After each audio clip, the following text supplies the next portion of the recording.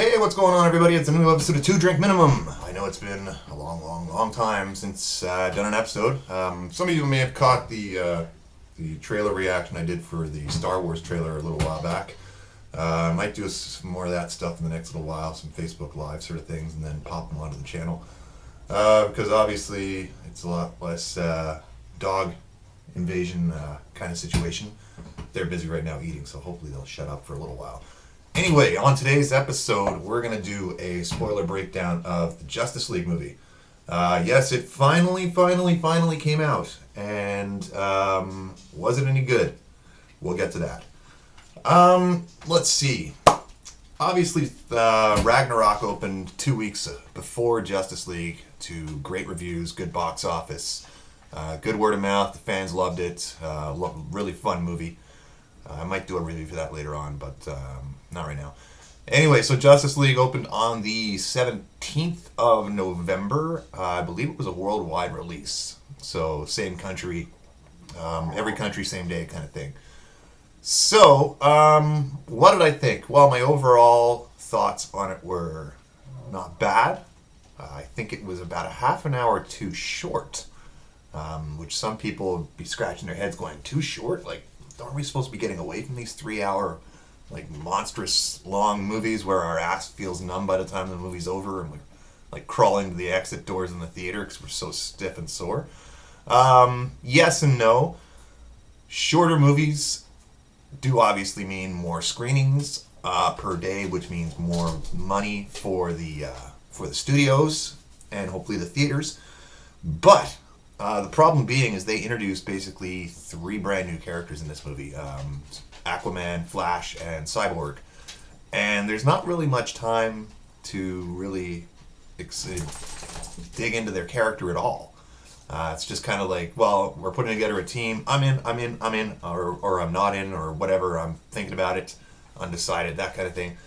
But it really did show that there was a lack of character development. To the point where by the end of the movie, you're like, well, if these guys die, so be it, whatever. Oh, nuts, hang on, dogs need to be out. Alright, come on then, you monsters. There you go, go pee. Dog ownership. Anywho, where was I? Yeah, 3 new characters. Not a lot of time to really delve into their backstories in any way, shape, or form. Obviously, the Aquaman movie is, I think they finished filming it, and it's coming out next year.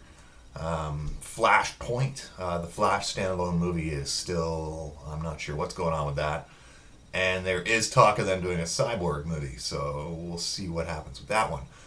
Justice League 2, I don't see it being anytime soon. Warner's kind of reeling from this one. The critics just blasted this movie. I think at its max it was at like 42% for the critics on Rotten Tomatoes. That being said, the audience review was 86. So somewhere somebody is liking this movie. Like I said, though, there was a problem with the amount of time the movie ran for. Not a lot of character development. The villain was really weak sauce, too. I thought Steppenwolf, like, come on, it was okay, but then by the end of the movie, it was almost like the end of Wonder Woman with her fighting Ares. Just a CGI schlock fest. Speaking of CGI, which didn't work out very well at all, was Henry Cavill's mustache. What the serious fuck? Like, I get it, Warner Brothers, and, well, he was shooting Justice League with Warner, and then finished Justice League and went back off and did Mission Impossible 6 with Tom Cruise. Part of his contract for Mission Impossible 6 was he had to grow a mustache that he was not allowed to shave.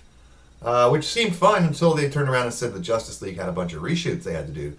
So basically you had Henry Cavill coming back playing Superman with a huge handlebar mustache that they in turn had to CGI off of his face to the tune of how many untold bucks that would have cost. And it really doesn't look very good. The scenes where you can tell which scenes were CGI'd the mustache, because there's just something wrong with his top lip the whole time. It looks like it's made of like Jello whenever they do it. And there are a couple of scenes where, like the opening scene where it's like the kids taking the cell phone video, talking to him, you could tell that was done. The scenes on the farm with with Martha and Lois. Oh, spoiler, by the way, Superman's back. I'll get to that in a minute. But yeah, there are a few noticeable scenes in the movie where you can be like, what the fuck is wrong with his face? Just something doesn't look right.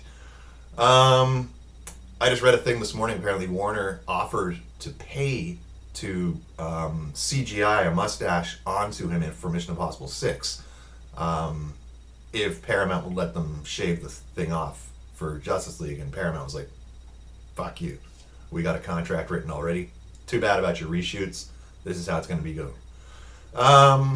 The rest of the movie starts off with, like I said, the cell phone video of these little kids interviewing Superman, and they're like, oh, did you ever fight a hippo? And it ends with them saying, what do you like most about Earth? And he just sort of stares off and thinks about it, and then turns to the camera to say something, and it cuts. Then we get this huge montage over Leonard Cohen's song Everybody Knows of how the world is right now, and it's pretty down and trodden, and everybody's bummed that Superman's gone, and it's just a nasty state of affairs. Segues to Gotham City and Batman. This was actually pretty cool. They did a lot of use of the '89 Elfman theme, obviously because Elfman ended up scoring the movie, but he peppered in little bits and pieces here and there of the '89 Batman theme and the '78 John Williams Superman theme, which I thought was pretty cool. I wish that they'd used the just a taste of the Flash TV show theme, which Elfman also did the music for. Would have been pretty cool if they managed to find a way to like squeeze that in somewhere when Barry's running in the Speed Force. So Batman's basically hunting some bad guy, like he always does. Some dude busting out of an apartment with a bunch of silverware. And Batman captures him and hangs him off the side of a building, and the guy's like, what do you want from me? And Batman's like, I want fear. And it's the parademons. Apparently they can smell fear. So Batman is trying to catch one so as to figure out what the hell these things are. So he hangs the guy out the side of the building, the parademon comes up, and just as he's about to grab the guy, Batman pulls him back in, jumps and grabs onto the parademon, and they're flying through the air, and Batman's fighting with him. And captures him, and then the parademon's got like a self-destruct mechanism in him, so he blows up. So they can't really find out what the hell's going on from that. With that, Batman is talking to Alfred, and he's like, time to get going here. And obviously he means he's going to go and get the rest of the League. So then we get a nice cut to Wonder Woman hanging out in, I guess, Paris still. Really cool opening shot of her standing on top of like this statue of the scales of justice kind of thing. So she's like zoning in on some heist that's happening. These guys going in some gets the bank or a museum or something. I don't know. There's a bunch of school kids there, and they're basically going to blow the place up along with like 4 city blocks. So this is the scene in the trailer too, where she busts into the door and the guy shoots at her and she dodges like that, and the bullet hits the full end. Not a bad little opening scene. I'm getting kind of tired of her little sweep kick thing that she does. Like that's like her only move now, it seems. One cool bit was after she throws the bomb out the window and it blows up and everybody's safe, one of the guys grabs a submachine gun. He's like, I'm going to kill all these motherfuckers. And goes to open fire, and she just drops down out of the ceiling and fucking blocks every single round of the machine gun while she's duck walking across in front of everybody. One guy's about to get smoked and she's not there in time. She pushes him out of the way and just the bullet flies past his head. And then she does her whole wrist gauntlet thing and knocks the bad guy down. Hang on. Dogs are barking. Alright, come on in, you animals. Biscuit. There you go. Alright, we'll see how long they figure out before they realize they don't have a biscuit yet. So yeah, Wonder Woman saves the day, bracelet thing. Then it cuts to, can't remember if it's Cyborg or Aquaman. Shit. Kind of happens when you don't take notes while you're reviewing. Anyway, so Batman's off. Goes to find Aquaman, and he's talking to the crowd, and he's like, this man came on the King Tide, and da-da-da-da-da. And Aquaman basically doesn't want anything to do with it. He's like, I don't want you here messing with my life. Stay away from me. I'm not getting involved. I got enough stuff going on. So Batman basically leaves, goes back to Gotham and meets up with Wonder Woman. And he's like, well, I'm going to go and find Barry Allen. You try to track down Victor Stone. And a whole conversation by the lake. And it turns out Cyborg's actually spying on them because he's tapped into the Bat computer and he knows exactly what's going on, who everyone is, and all that stuff. So later on that day, when Bruce goes to find Barry, Diana, Wonder Woman, is in the cave with Alfred. And all of a sudden, Cyborg starts hacking into the computer, and he's like, why are you looking for me? And she's like, I want to meet. And he's like, why would I trust you? And she's like, if I was going to attack you, I would have done it by the lake. And it's like, oh, badass. Like, she knew he was there the whole time and didn't do anything. Pretty cool. So Bruce goes to find Barry, and there's that whole scene that was in the trailers nonstop where he throws the Batarang and everything goes slow-mo. And Barry is very, very much the comic relief of this movie, it seems. Some good one-liners, some not so great. His whole thing about brunch was kind of stupid. But again, some good scenes though, like when they first get to the Bat Cave and he's like, oh, it's like a cave, some sort of Bat Cave, and he's zipping around all over the place at super speed. He winds up in the Batmobile at one point. He's like, oh my god, this is amazing. So that was pretty nice. Cyborg initially doesn't want to get involved. There's a really great scene with him and Miles Dyson where he's like, have you told anybody that I'm dead yet? Or that I'm still alive? And Dyson is like, well, I didn't know if they were ready to see the monster. And Cyborg says, I'm not sure if they were ready to see the monster. And his dad's like, you're not a monster. He goes, and Cyborg listening goes, it's funny, you thought I was talking about me. Because obviously in Batman v Superman, it's Dyson who creates Cyborg using one of the mother boxes. Another good scene near the beginning was Steppenwolf when he first arrives on Themyscira to grab one of the mother boxes there. There's a big, huge battle with the Amazons, and a really cool scene where they're trying to get the mother box away from Steppenwolf on horseback. Progressively, they're just getting wiped out left, right, and center the whole time.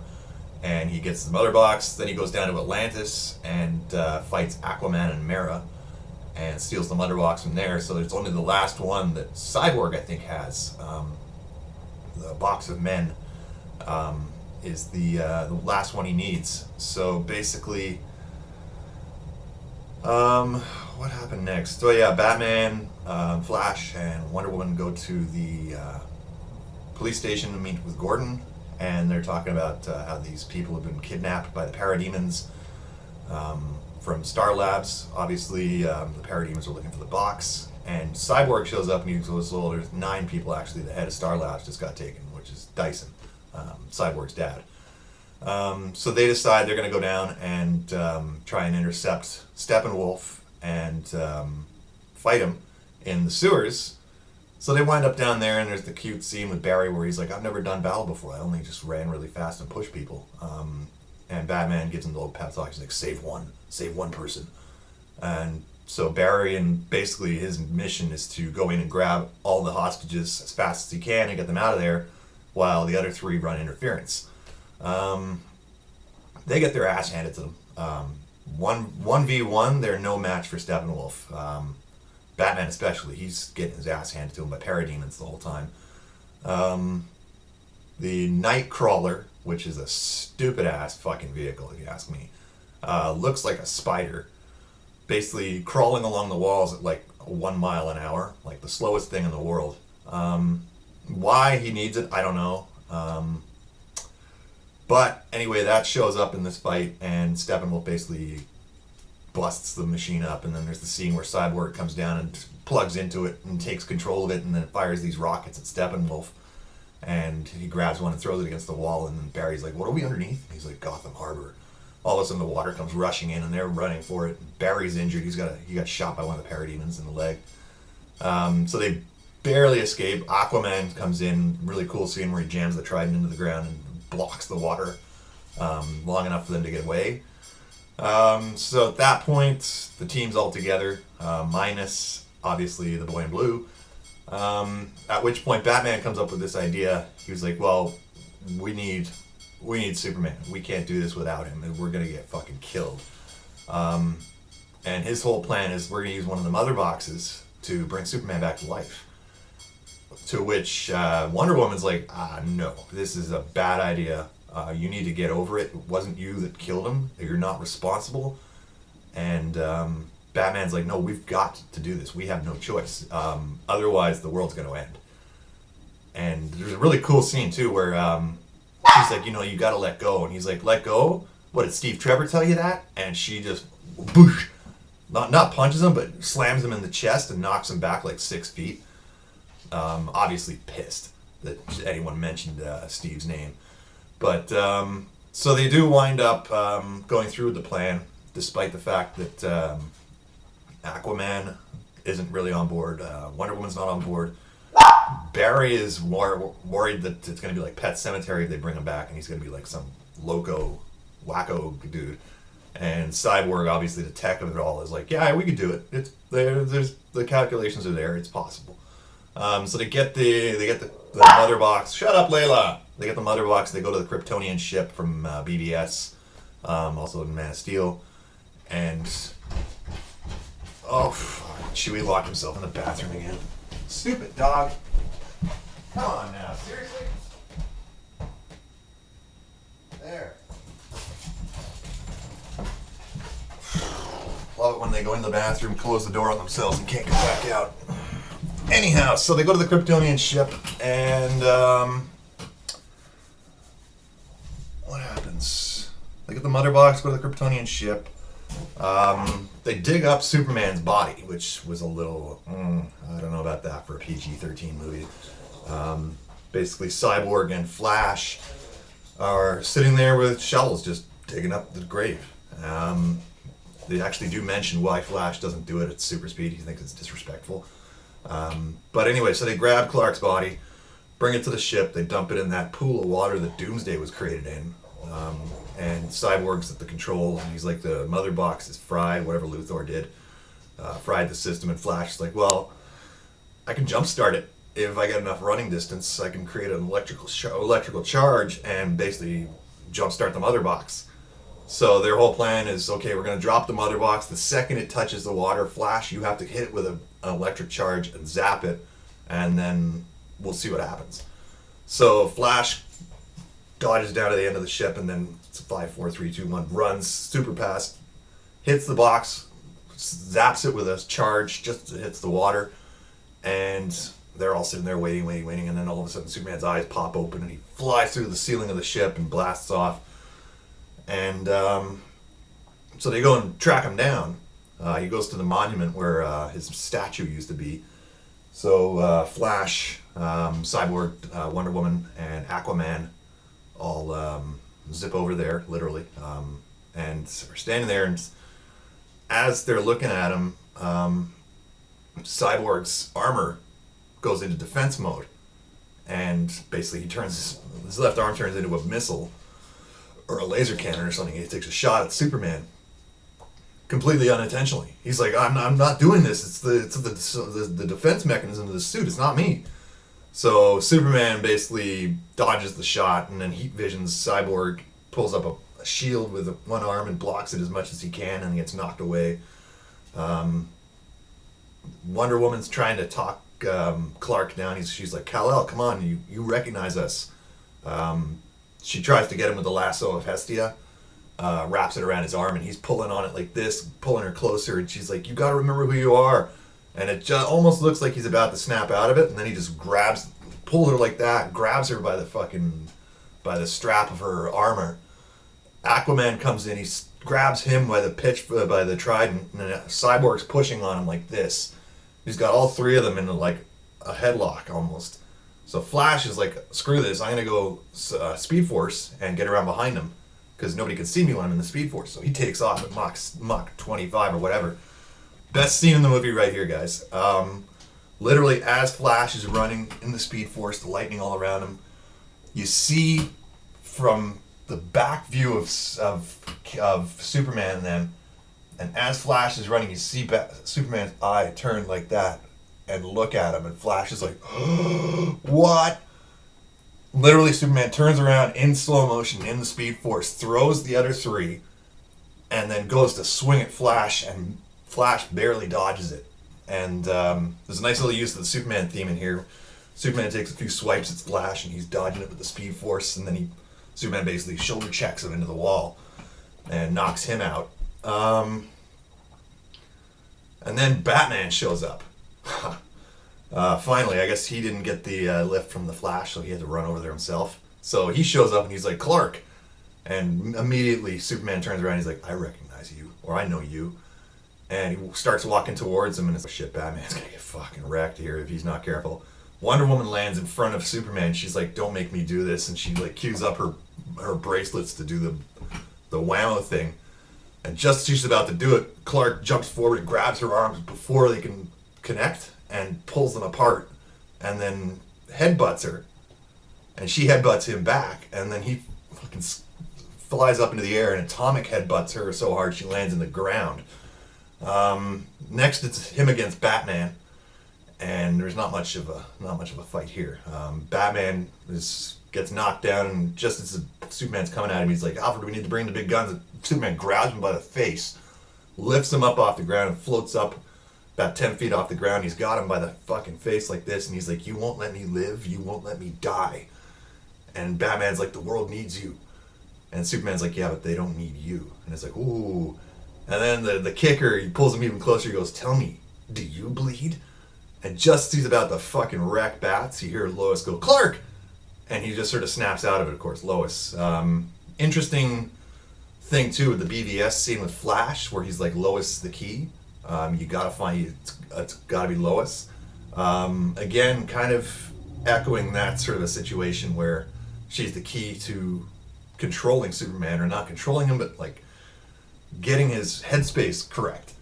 So Clark sees Lois and basically just throws Batman like that. And they take off together, and then another great scene, Batman's getting up off the ground. He's like, something's definitely bleeding. Total Joss Whedon line for that one. So they go back to the Batcave, I guess. And Steppenwolf grabs the last box while they're fighting Superman. So he's got all three mother boxes now. Turns out he's holed up somewhere in Russia. I guess they didn't want to use Detroit or some other American city for a change. Mix it up a little bit, I guess. So Steppenwolf's trying to put all three mother boxes together in Russia. There was also a really weird side story with this Russian family, which made no sense. They kept harking back to these guys over and over again. And I don't know why. Like, there was nothing real, like the kid, well, no, there was bug spray because the parademons were attacking them. She gets, like, the fly spray. It's like, But, really not much point to that family other than someone for Flash to rescue later on in the movie, I guess. But, anyway, so the team decides, okay, well, we just got our asses handed to us by Superman. Steppenwolf's got the third mother box. We're all fucked now. What are we going to do? And Batman's like, we're gonna go to Russia and stop him, one way or another. And he's like, we can't be waiting for Superman. He might show, he might not. Who knows what's going on with him? Another great scene where Aquaman's basically sitting there saying, we're all gonna die. I don't want to die. I got shit I want to do. He's pointing to Cyborg and he's like, you might be working with the enemy. Points at Batman. He goes, you've got no powers at all. Points at Flash. He goes, you don't know what you're doing. And then he points at Wonder Woman and he goes, and you're just fucking gorgeous. Like, you're the most beautiful thing I've ever seen. Meanwhile, all four of them are sitting there just sort of laughing under their breath because he's sitting on the lasso of truth the whole time. So he pulls it out from under him. He's like, God damn it, throws it over to Wonder Woman. She's like, that was a very beautiful speech. He's like, arr. So they take off to Russia in the Flying Fox, I think it's what it's called. Batman's plan is he's created this almost a siren which attracts the parademons. In the beginning of the movie when he captures that parademon and they're flying through the city, the parademon sets off this siren to try to, like, an SOS kind of thing. So Batman basically integrates this audio into the Batmobile to lure all the parademons. So he busts out of the Flying Fox and he's like, okay, you guys go and take care of Steppenwolf. I'll take care of the parademons. I'll lure them away, and you guys get the mother boxes. So basically, Batman's on a suicide mission, for lack of a better term. He basically knows flat out, too, that he's not going to make it. There's a great scene with him and Alfred earlier on where he says, Superman was more human than I was, which is a really cool kind of change of pace from the way he was in the last movie, where he was like, he's an alien, he's got to be killed. So Batman basically bombs out of the Flying Fox with the Batmobile, and he's got the Parademon siren playing, and every single parademon is right behind him. He's like, they're all coming. And he's like, and even Alfred's like, I don't think we've thought this through properly. So meanwhile, Aquaman, Flash, Cyborg, and Wonder Woman are trying to stop Steppenwolf. Just as Batman's about to get killed, the parademons are like ripping open the Batmobile. All of a sudden, they all show up and save him. And Wonder Woman knocks the two of them off the car, and then Flash is running alongside, and then Aquaman lands on the side of the Batmobile. And there's so Aquaman looks at me and goes, so your whole plan was dying. Brilliant. Way to go. And Batman's got that great line. He was like, well, I wasn't the one that brought a pitchfork. So they start wrecking town with the parademons, beating them up. There's the scene where Aquaman surfs down through the building on top of a parademon, and then does the whole hair flip as he's coming out. They finally go toe-to-toe with Steppenwolf, and they're getting their asses handed to them again. Cyborg's trying to detach or disconnect the mother boxes to stop the Unity. Flash, in the meantime, is he's on bug detail, so he's just knocking parademons out. Aquaman and Wonder Woman are fighting Steppenwolf, and Batman, meanwhile, is outside the tower with a parademon rifle, just blasting parademons. So just as Steppenwolf knocks down Aquaman and Wonder Woman, he's like, you guys are too weak to realize the truth. And then you hear a voice from behind him goes, I'm a big fan of the truth. And justice, for that matter. And you turn around, there's Superman in full costume. Nice, bright blue suit now, not the muted sort of tone that he used to have. And Superman just goes, waboosh, and punches Steppenwolf so hard he flies into a wall and knocks him down. Steppenwolf gets up and he's pissed. He's like, Kryptonian! Takes a swing at Superman, and you just, in slow-mo, you just see Superman sort of dodge it like this with a grin on his face. Smokes him again, and then all of a sudden, he's talking to Cyborg and Batman, and they're like, we gotta figure out a way to get these boxes apart. And as they're having the conversation, Superman sort of stops and he goes, wait a minute, civilians are in trouble. Takes off. Because Barry, in the meantime, Batman had sent him to kind of help anybody that's trying to escape the city. Apparently everyone's moving east from the city. So Batman sends Barry out to help. But there's too much going on, so Superman's like, I'm going to go help Barry because he's in over his head here. So you see Barry running along in Speed Force, and then Superman flies up next to him, and he's like, hey, Slowpoke. Great line there. So Superman's basically like, I'll take the one on the left, you take the one on the right. And so they split up, and Barry finds the truck of the Russian family broken down, and he's like, okay, you guys, hang on to something, and goes speed blast and runs them like 60 miles away from the danger, and stands there. He's all happy with himself that he's done a good job, and looks over, and there's Superman carrying an entire fucking building on his head, flying away from the danger. So they get back to Steppenwolf still fighting Wonder Woman and Aquaman, and trying to stop Cyborg from pulling mother boxes apart. Superman shows back up, and he's like, you guys, this guy's still bothering you guys? And just 3 punches, wham, bam, bam, lands on top of him, heat visions him into the ground a bit. Steppenwolf's just fucking screwed at this point. Superman and Cyborg pull apart the mother boxes. Cyborg's like, this may kill us, and Superman's like, I want to live, I don't want to die. So they pull apart the mother boxes, and big explosion, they get knocked back, and even Batman's like, Clark, oh no, is he dead again? And they're fine. They're lying on the ground laughing that they got this done, and Cyborg's like, my toes hurt, how is that even possible? So Steppenwolf tries one final thing. Superman freeze breaths his axe as Wonder Woman comes down with her sword and smashes the axe in half and destroys it, and then Steppenwolf all of a sudden is scared, and the parademons can smell it. So all the parademons from every corner of the town basically come and converge on Steppenwolf and grab him and drag him up to this boom tube at the end, and vanishes and boom, gone. Yeah, so the mother boxes all get returned to where they're supposed to be. There's a really nice end scene clip where you see all 6 of them standing there in the hero pose with the wind blowing and their capes fluttering in the breeze. And, they do a whole wrap up where there was a side story where the Kent farm got foreclosed on, and Ma Kent had to leave.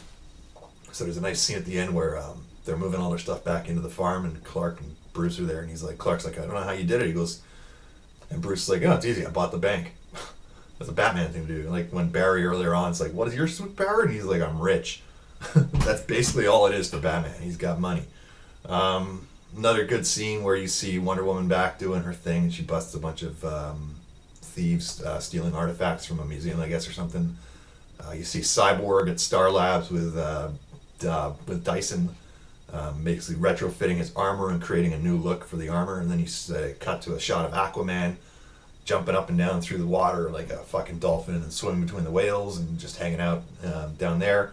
And then to Barry, and he's running along the street with the Speed Force going. Nice scene with his dad earlier where he goes and gets signed up for to be a CSI. And his dad, obviously in jail, same as with the TV show. Henry Allen killed Nora. Barry maintains that Henry's innocent. But yeah. So it wasn't a bad movie per se. I just think that it felt disjointed. It felt like it was like vignette scenes, sort of pasted together with Scotch tape of like, here's a cool Batman scene, here's a cool Wonder Woman scene, here's a neat scene with Cyborg, here's a cool scene with Flash. Again, like I said, the villain was total CGI. A real waste. I mean, come on. Like, in this day and age, can't they do something a little bit more creative than just this doom and gloom, like, apocalyptic shit at the end of the movie like they always seem to do in these DC films, like Batman v Superman. The minute Doomsday showed up, it was a CGI fest. Wonder Woman, when Ares showed up, it was a CGI fest. Suicide Squad, the swirling ring of garbage, and the Enchantress. Justice League now, Steppenwolf, Wonder Woman, Ares. What else was there? Man of Steel. It was basically the slugfest between Zod and Superman, trashing Metropolis for that movie. That whole fight in Man of Steel is like 6 minutes long. You realize? I timed it from the moment where Zod lands, and he's like, and they start the fight to where Superman does, spoiler, the old neck snapper on him at the end. Literally like 6.5 minutes of the entire movie is that fight. So yeah. That being said, though, I mean, there's people that are demanding that the Zack Snyder cut of this movie be released because they think he did a cut that he screened for Warner that was 2 hours and 40 minutes. And there's a lot of scenes that were in the trailers that are not anywhere in the movie. Most notably being the one with Alfred where he's in the Batcave and you hear the thump, thump, thump, thump, thump. And then he looks up and he's like, "Oh, I'm glad you're here. I just hope it's not too late." That scene's not even in the movie. The scene with Barry breaking through the mirror or the window with his finger in Speed Force time, that's not in the movie. Any of the scenes with Cyborg where he's playing football or he's walking down that alleyway with a hoodie up and everything, not in the movie. I'm not sure. There apparently is not a Zack Snyder cut. One of the visual effects guys was saying that they had a cut of the movie, but there was no finished visual effects on it. It was basically like a work print that Warner had seen with unfinished graphics. So the other problem being is that this movie did not do very well financially. A $93 million opening weekend when they were expecting closer to $120 million. That on a budget reportedly, not including advertising, was over $300 million by the time the reshoots had finished. So the chances of Warner releasing an extended cut for this movie is very unlikely because they are already hemorrhaging money hand over fist for this picture. Last report I read was they were looking at possibly losing $100 million from this film, which is unfortunate because it just doesn't seem like DC has their head together when it comes to these movies. The DC TV shows I love. Flash, Arrow, Legends of Tomorrow, to a lesser degree Supergirl, all really good shows. The DC movies though, it's like I've said from the beginning though, they're doing it in reverse. Marvel did it the right way. They basically created all of their standalone characters one by one, established them, built their character, built their raison d'etre, their reason to be, for those who don't speak French, and created the world around that character first, and then built it all together when it came to the Avengers. Because you figure the first Marvel standalone movie was Iron Man, if you don't count the Incredible Hulk with Ed Norton, which is still considered canon. 2008 would have been Iron Man, would have been the first official standalone Marvel movie.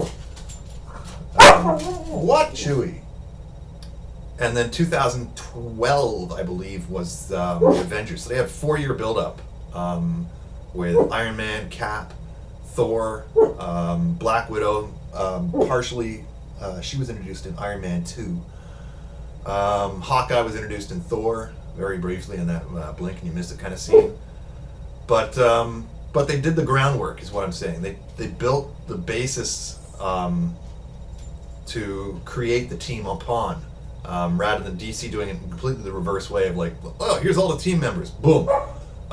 Stay tuned in 3 years and we'll tell you the backstory on why Aquaman is Aquaman and what was going on down underwater and why they have to talk in fucking air bubbles. Apparently James Wan said that's not going to happen in the Aquaman movie. That was kind of weird. Mira makes a fucking bubble of air and they stand inside it and they have a chat. And it's like, you live underwater, like you gotta do this every time you want to talk to somebody. How fucking inconvenient is that? But yeah, I mean, like it's the main complaint that most people have had about the DC films up to now is that they're doing it all ass backwards. If they took the time to make the Aquaman movie first, to make the Flash movie, to make Cyborg, at least establish who these characters are before you throw them all into a mixing pot together for a huge team-up adventure.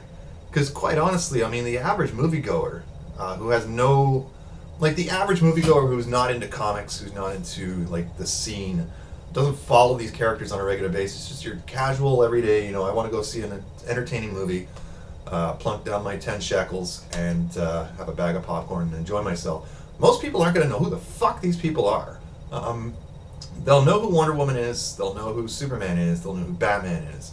For the average moviegoer, like, for someone like my parents, not that they would ever go see a movie like this to begin with, but if they were to go see Justice League, they'd be like, why does this guy run really fast? Why is this guy, like, look like a robot? Who's this dude with the pitchfork? Like, what's going on? Complete mass confusion, to basically sum it all up. But, that being said, like I said, the critic reviews on Rotten Tomatoes are terrible. The audience reviews are phenomenal, close to the 90s. Definitely, critics-wise, this is not the lowest they've gotten. Batman v Superman got like a 27. Suicide Squad was in like the low teens, I think. Man of Steel got a middling score of around 50-something. Wonder Woman's the only one that's done really well so far. That had like a 92. So I don't know. It's kind of all over the place. I mean, Warner Brothers is apparently trying to push for Wonder Woman to win a fucking Oscar. Like, come on, give me a break. Oh, for your consideration, Gal Gadot as Best Actress. Really? You're gonna put her into the same category as Meryl Streep's been in? No. The only time that I've ever seen where there should have been an Oscar nomination for a comic book movie, and there was, and it was won by the proper person, was Heath Ledger winning for The Dark Knight. That was a transcendent performance that will never be mimicked or topped, I think, in any shape or form ever again. Otherwise, I don't see these movies as getting a lot of buzz critically for the acting. Effects, obviously, music, sound design, stuff like that. That's the cat's meow for these movies. But for the acting categories, directing, best picture, I would have given a nod to Dark Knight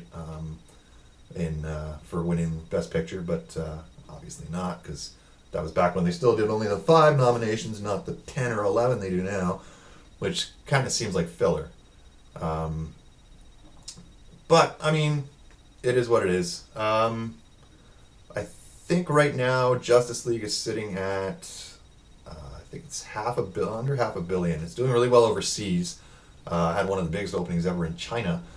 North America wise, though, like I said, 93 million for a $300 million plus movie is not a good start.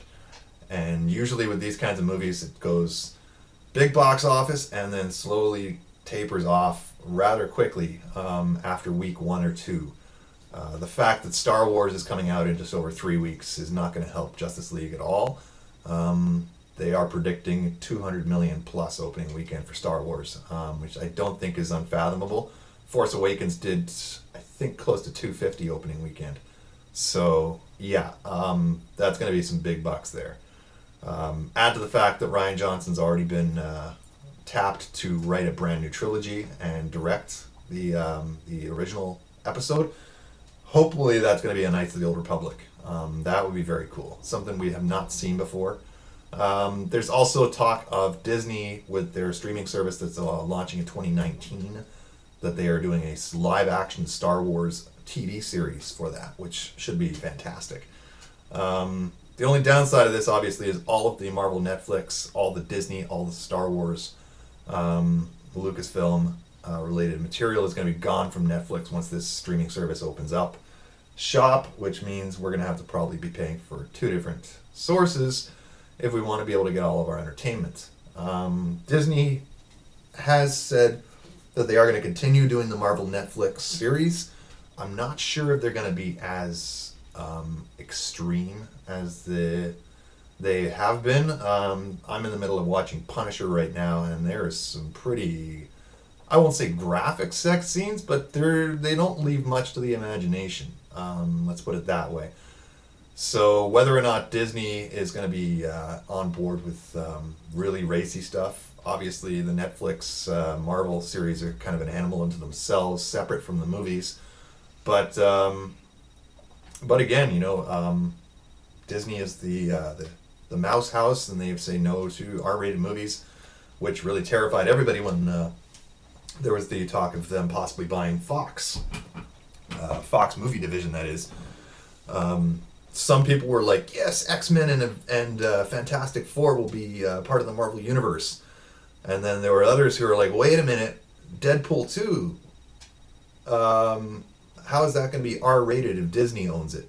They'll probably be pushing for a PG-13 cut, which would essentially make the movie not as good as it could be. I mean, Deadpool 1 was fucking hilarious and done on a shoestring budget, exactly the way the comic book was meant to be, with him breaking the fourth wall, the whole 9 yards. So we'll see what happens. The talks right now between the studios are on the back burner. They're not done. I read another story where apparently Disney was thinking of trying to buy Sony as well. I'm not a big fan of that idea. Monopolies are not usually that good a thing to have going on, especially when it comes to the movie industry and the amount of options one has in regards to films they can see. Layla, you go. What the hell are you eating, dog? Hairball. So anyway, there's my review for Justice League with a little taste of Star Wars, something on the side. What's up, Chewie? The dogs have been surprisingly well behaved for the duration of this video, so I might have to go and get them a biscuit of some sort now as a treat. Want to come up, buddy? Want to come up? Meet the public?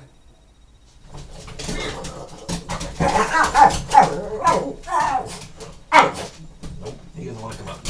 Okay, and Layla will. Say hi, Layla. Layla meet World. World meet Layla. Hey! Should be biting at her. Relax. I'll put her down. Hey. Okay. Yeah, they're getting randy now. So, yeah. So, I know. I hear you. Hang on. So, from somewhere in Ontario, this has been another episode of 2 Drink Minimum. Look forward to the next episode. Hopefully not another 7 months from now. I'll try to do them on a little bit more of a regular basis. Now that I've got a set schedule with work, it should be a little easier. I basically have Fridays and Saturdays off until the new year at least, and then we'll figure out what the schedule looks like from there. But anyway, tell all your friends, like, share, subscribe, and I will catch you guys next time. Same channel, same time. Well, not same time, but anyway. For now, signing off. Have a good one. Be good to each other, and catch you later.